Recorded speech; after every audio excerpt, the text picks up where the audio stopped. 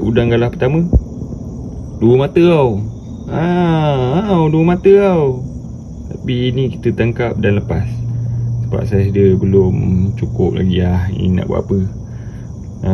Kita cari yang gorgon. Sepit biru kan.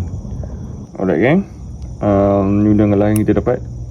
Sekarang ni kita akan lepaskan dia. Tak tahu ni apa jantina, laki ke perempuan.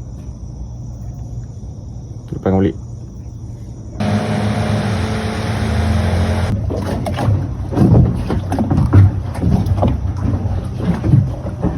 Alright gang, kita dapat udang kedua. Kita pakai umpan udang halus-halus. Dekat sini, kat JT ni korang boleh dapatkan dekat JT je. Joran pun boleh sewa kan kat JT ni. Kalau korang tak ada buat joran, nanti macam tabuk pun. Hey, nak pergi mana? Hey, nak mau pergi mana?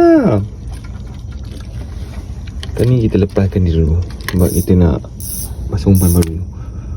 Wah, syok juga mancing udang galah yang punya. Kita menjadi member dah dapat naik jenggo.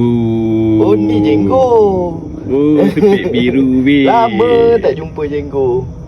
Sedepa bai sepit dia. Alright gang, kita tengok ikan apa kita dapat pula ni. Kita mancing udang. Ikan ni pula naik geng. Oh, ini mata geng.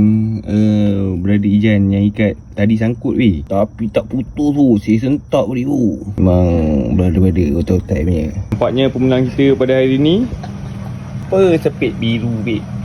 Kejap je mancing. Tak sampai sejam lebih lah kita ni. Ada dalam sejam lah. Mancing main-main. Mancing main-main geng. Sebatang ni. Seorang sebatang. Jadi juara dia memang ni lah, si punya ni. Geng, kita orang dah siap kemas. Hari ni 26 hari bulan 10. Kita orang akan turun pelan-pelan menuju ke Muara Muar ni. Plan ni hari memang nak ke Muara Muar. Lepas tu barulah kita tengok balik kita buat apa, tidur mana, sebab tak tahu lagi. Kita tengok apa yang jadi kat bawah sana. Let's go.